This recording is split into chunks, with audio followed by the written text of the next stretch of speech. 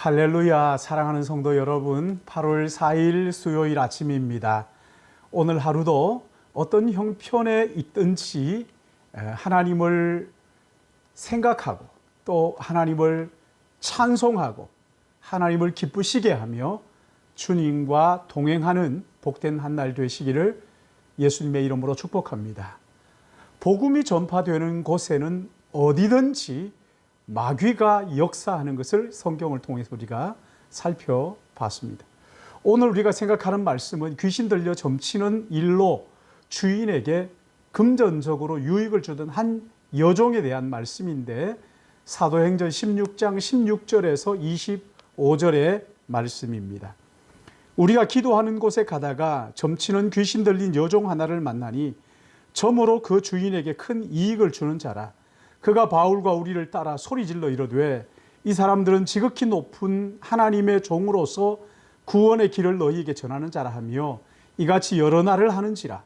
바울이 심히 괴로워하여 돌이켜 그 귀신에게 이르되 예수 그리스도 이름으로 내가 네게 명하노니 그에게서 나오라 하니 귀신이 즉시 나오니라. 여종의 주인들은 자기의 수익의 소망이 끊어진 것을 보고 바울과 실라를 붙잡아 장터로 관리들에게 끌고 갔다가 상관들 앞에 데리고 가서 말하되 이 사람들이 유대인인데 우리의 성을 심히 요란하게 하여 로마 사람인 우리가 받지도 못하고 행하지도 못할 풍속을 정한한다 하거늘 무리가 일제히 일어나 고발하니 상관들이 옷을 찢어 벗기고 매로 치라 하여 많이 친 후에 옥에 가두고 간수에게 명하여 든든히 지키라 하니 그가 이러한 명령을 받아 그들을 깊은 옥에 가두고 그 발을 착고에 든든히 채웠더니 한밤중에 바울과 실라가 기도하고 하나님을 찬송하며 죄수들이 듣더라. 아멘. 바울이 빌립보에서 기도하러 가다가 점치는 귀신 들린 여종 하나를 만났어요. 귀신 들린 여종은 점을 쳐서 주인에게 큰 이익을 주는 사람이었어요. 이 여종이 바울과 실라를 따라다니면서 소리를 지르기를 이 사람들은 지극히 높은 하나님의 종으로서 구원의 길을 너희에게 전하는 자라. 여러 날을 그렇게 하는 통에 바울이 심히 괴로워 돌이켜 그 귀신에게 이르되 예수 그리스도의 이름으로 내가 네게 명하노니 그에게서 나오라. 그러자 귀신이 즉시 나왔어요. 귀신에게 붙잡혔던 여종이 귀신에게 놓여 자유를 얻게 되었다면 얼마나 기쁜 일이에요. 그러나 19절을 보시면 여종의 주인들은 자기 수익의 소망이 끊어진 것을 보고 바울과 실라를 붙잡아 장터로 관리들에게 끌어갔다가 상관들 앞에 데리고 가서 말하되 이 사람들이 유대인인데 우리 성을 심히 요란하게 하여 로마 사람인 우리가 받지도 못하고 행하지도 못할 풍속을 전한다 하거늘 거짓말로 사람들을 선동해서 바울 일행을 고발한 거예요. 여러분, 여기서 우리가 배우는 매우 중요한 영적 원리가 있죠. 마귀가 어떻게 전도자를 공격하는가 하는 거예요. 먼저는 귀신 들린 여종, 이 귀신 들린 여종을 통하여 복음 전하는 자들을 인정하는 말을 하게 하는 거죠. 귀신 들린 자가 어떻게 여러분 진리를 전할 수 있습니까? 귀신은 절대로 진리를 말하지 못하는 거예요. 그런데 귀신 들린 여종이 하나님의 사람들을 인정하면서 따라다니면서 소리를 치는 거죠. 여러분, 하나님의 진리는요, 귀신 들린 자들에 의해서 전해지는 법은 없습니다. 귀신은 진리의 원수예요. 그러니까 무슨 말을 하느냐가 중요한 것이 아니라 누가 그 말을 했느냐, 여러분, 이게 중요한 거예요. 거짓된 사람에게서는 진리의 복음이 나올 수가 없습니다. 나온다 한들 권능이, 능력이 없는 거예요. 어두움에서 빛이 나오는 법은 없는 거란 말이죠. 하나님은 원수 마귀의 도움으로 영혼을 구원하는 일을 결코 하지 않으시는 거죠. 마귀는 광명한 천사로 가장을 하고 달콤한 속임수로 우리를 유혹합니다. 그러나 그것은 결국 망하는 길이라는 것을 여러분 명심하셔야 합니다.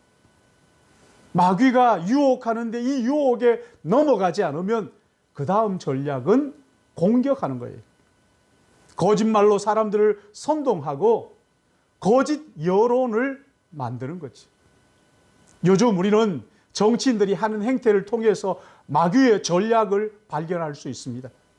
확실하지도 않는 것을 상대를 끌어내리는 목적으로 퍼뜨리고 아니면 말고 이런 식이죠. 여러분, 이 거짓 여론을 만드는 거죠. 나중에는 이 거짓 여론을 만들어서 법을 뛰어넘어 여론의 힘을 빌려서 사람을 죽이기도 하고 매장시키기도 하는 거란 말이죠. 예수님이 공생애를 시작하기 전에 광야에서 40일을 금식하시고 줄이셨을 때 마귀가 와서 유혹했지만 넘어가지 않잖아요. 오히려 예수님이 사탄아 물러가라 내어 쫓으셨죠.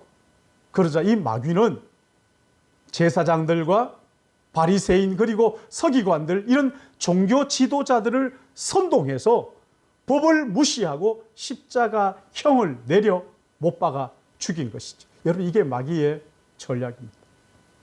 처음에는 유혹합니다. 광명한 천사로 변장해서 다가옵니다. 넘어가지 않으면 공격을 합니다. 이게 마귀의 전략이란 말이죠. 그러나 여러분, 마귀의 전략이 아무리 탁월해도 결코 넘지 못하는 담이 있는데 25절 말씀 보십시오. 한밤중에 바울과 실라가 기도하고 찬송하며 죄수들이 듣더라.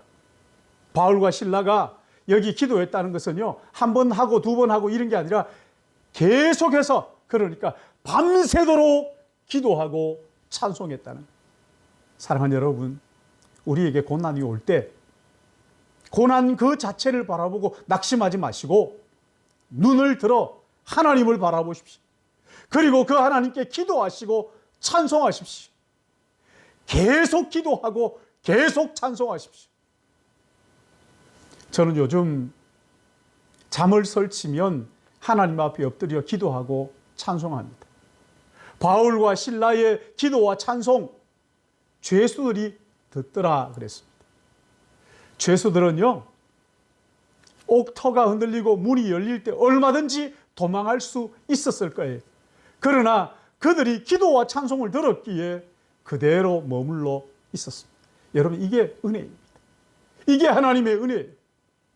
그리고 감옥을 지키는 간수를 복음을 전하고 그 가족을 구원하는 놀라운 역사가 일어났죠. 저는 이런 은혜가 우리 교회의 성도님들의 삶 가운데 풍성하게 나타나기를, 성령의 은혜가, 이런 성령의 은혜가 여러분의 삶의 고난 가운데 있는 여러분의 삶 가운데 드러나게 되기를 주님의 이름으로 축복합니다.